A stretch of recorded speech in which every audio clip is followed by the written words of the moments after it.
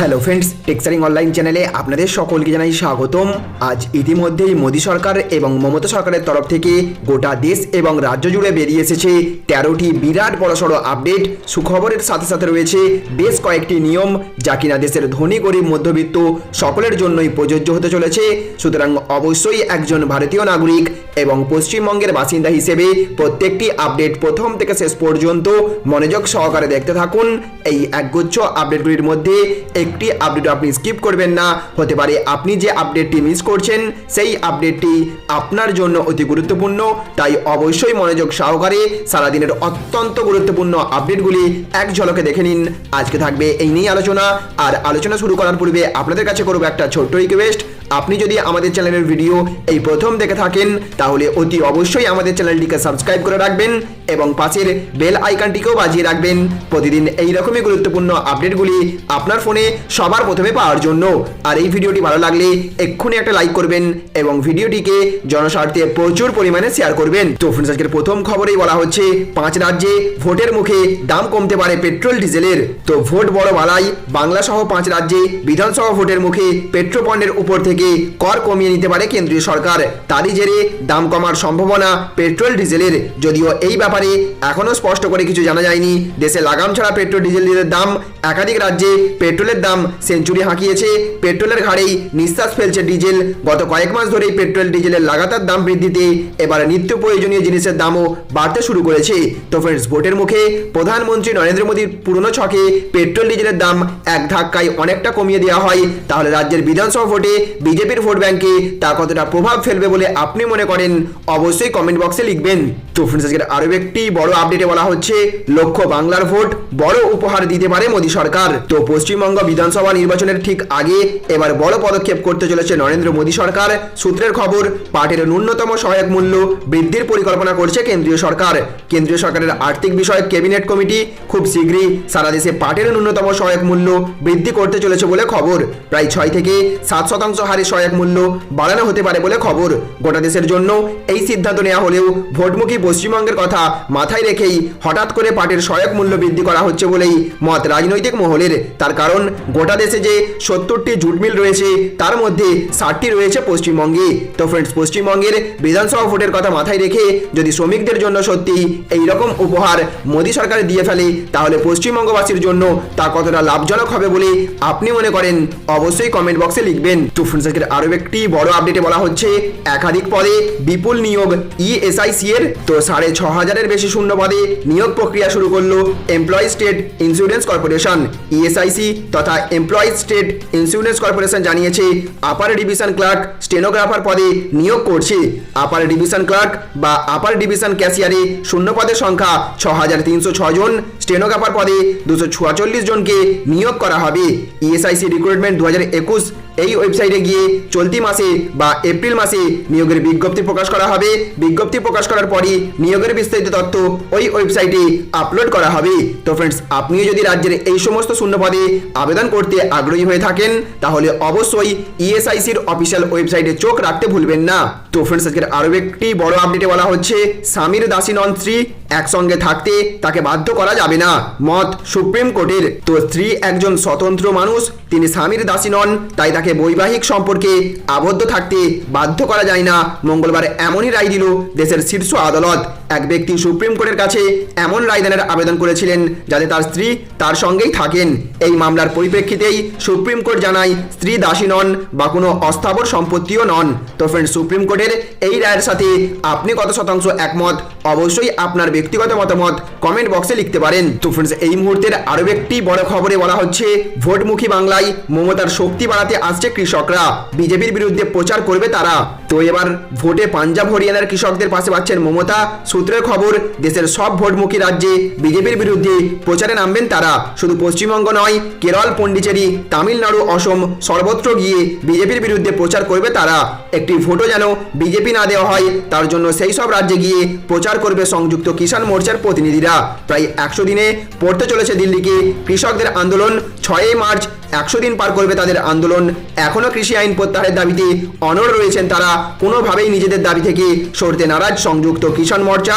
তাদের এই আন্দোলনকে সমর্থন জানিয়েছিলেন বাংলার মুখ্যমন্ত্রী মমতা বন্দ্যোপাধ্যায়। তো ফ্রেন্ডস, ভোটের মুখে গোটা দেশের কৃষকদের সমর্থন মুখ্যমন্ত্রী মমতা বন্দ্যোপাধ্যায় যদি পান, তাহলে আগামী বিধানসভা ভোটে জয়লাভ করার লক্ষ্যে মুখ্যমন্ত্রীর কতটা সুবিধা হবে বলে আপনি মনে করেন অবশ্যই কমেন্ট বক্সে লিখবেন। তো ফ্রেন্ডস, আজকের আরও একটি বড় আপডেটে বলা হচ্ছে প্রাথমিক শিক্ষক নিয়োগ মামলায় নয়া মোড়, ফের কলকাতা হাইকোর্টের রাজ্য।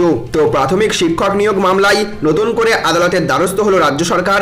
প্রাথমিকে শিক্ষক নিয়োগের উপর স্থগিতাদেশ দিয়েছিল কলকাতা হাইকোর্টের সিঙ্গেল বেঞ্চ। সেই রায়কে চ্যালেঞ্জ জানিয়ে ডিভিশন বেঞ্চে মামলা দায়ের করলো রাজ্য সরকার। সিঙ্গেল বেঞ্চের স্থগিতাদেশের নির্দেশকে চ্যালেঞ্জ জানিয়ে ডিভিশন বেঞ্চের দৃষ্টি আকর্ষণ করলো রাজ্য সরকার। অন্যদিকে পর্ষদের মেধা তালিকায় থাকা যে সমস্ত প্রার্থী নিয়োগপত্র পেয়েছিলেন তারাও ডিভিশন বেঞ্চের দ্বারস্থ হয়েছেন। তো ফ্রেন্ডস, আজকের পরবর্তী আপডেটে বলা হচ্ছে পূর্ব মেদিনীপুর জেলায় স্বাস্থ্যকর্মী নিয়োগ, উচ্চ মাধ্যমিক পাস থাকলে করবেন আবেদন। তো পশ্চিমবঙ্গ এনএইচএম অধীনস্থ পূর্ব মেদিনীপুর জেলা স্বাস্থ্য বিভাগে কর্মী নিয়োগ করা হচ্ছে। উচ্চ মাধ্যমিক পাস সহ বিভিন্ন যোগ্যতায় করা যাবে আবেদন। আবেদনের শেষ তারিখ 24শে মার্চ 2021। পদগুলি হলো সিনিয়র যক্ষ্মা পরীক্ষাগার, সুপারভাইজার, ল্যাব টেকনিশিয়ান এবং হেলথ ভিজিটার।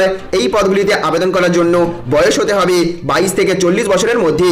শিক্ষাগত যোগ্যতা লাগবে উচ্চ মাধ্যমিক, গ্রাজুয়েশন সহ বিভিন্ন যোগ্যতা চাওয়া হয়েছে। সিনিয়র যক্ষ্মা পরীক্ষাগার, সুপারভাইজার 25,000 টাকা বেতন দেওয়া হবে।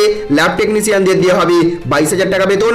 হেলথ ভিজিটাররা পাবেন 18,000 টাকা বেতন। তো ফ্রেন্ডস, আপনি যদি স্বাস্থ্য বিভাগের এই সমস্ত শূন্য পদে আবেদন করতে আগ্রহী হয়ে থাকেন, তাহলে অবশ্যই আগামী 24শে মার্চের মধ্যে আবেদন প্রক্রিয়া সেরে ফেলবেন। তো ফ্রেন্ডস, আজকের আরও একটি বড় আপডেটে বলা হচ্ছে অফিসে কাজের সময় পিএফ থেকে বেতন বড়সড় বদল আনতে চলেছে মোদী সরকার। তো অফিসে কাজের সময় গ্র্যাচুইটি, প্রভিডেন্ট ফান্ড সংক্রান্ত 3টি বিলে বিপুল পরিবর্তন আনতে চলেছে মোদী সরকার। আগামী 1 এপ্রিল থেকে কর্মীদের হাতে পাওয়া বেতনের পরিমাণও কমে যেতে পারে। তবে সেই ক্ষেত্রে বাড়বে গ্র্যাচুইটি এবং পিএফ জমার পরিমাণ। নতুন নিয়মে এই ভাতার পরিমাণ বেসিক পের সবচেয়ে বেশি 50% হবে এবং এটি শুরু হতে পারে এই বছরের এপ্রিল মাস থেকেই। 73 বছরের স্বাধীন ভারতে এমন নিয়ম প্রথমবার লাগু হচ্ছে বলেই মনে করা হচ্ছে। মোদী সরকারের দাবি, এতে কোম্পানি এবং কর্মী দুই পক্ষেরই লাভ হবে। নতুন খসড়া নিয়মে প্রস্তাব দেওয়া হয়েছে মোট বেতনের 50% বা তার বেশি হবে বেসিক বেতন। পিএফ এর টাকার পরিমাণ বাড়ানো হবে।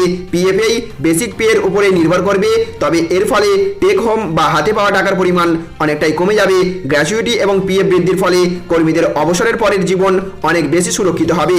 স্যালারি স্ট্রাকচার এমনভাবে বদলানো হবে যাতে কর্মীদের ক্ষতির পরিমাণ সবচেয়ে কম মনে হয়। পিএফ এবং গ্র্যাচুইটি বাড়ার ফলে কোম্পানিগুলিরও কষ্ট কোম্পানি বাড়বে, কারণ তাদেরকেও কর্মীদের জন্য সমপরিমাণ টাকা পিএফ এবং গ্র্যাচুইটিতে জমা করতে হবে। তো ফ্রেন্ডস, মোদী সরকারের এই সিদ্ধান্তের ফলে দেশের সমস্ত সরকারি কর্মচারীরা কতটা উপকৃত হবেন বলে আপনি মনে করেন অবশ্যই কমেন্ট বক্সে লিখবেন। তো ফ্রেন্ডস, আজকের আরও একটি বড় আপডেটে বলা হচ্ছে লোক নিচ্ছেন দিলীপ ঘোষ, 7 ঘন্টার শিফট, থাকছে বেতন।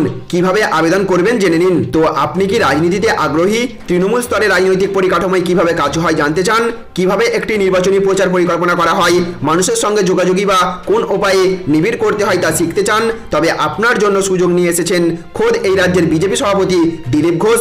সূত্রের খবর, মেদিনীপুরের সাংসদ সম্প্রতি একাধিক কাজের জন্য ইন্টার্নশিপ অর্থাৎ শিক্ষানবিশ নিয়োগ করা শুরু করেছেন।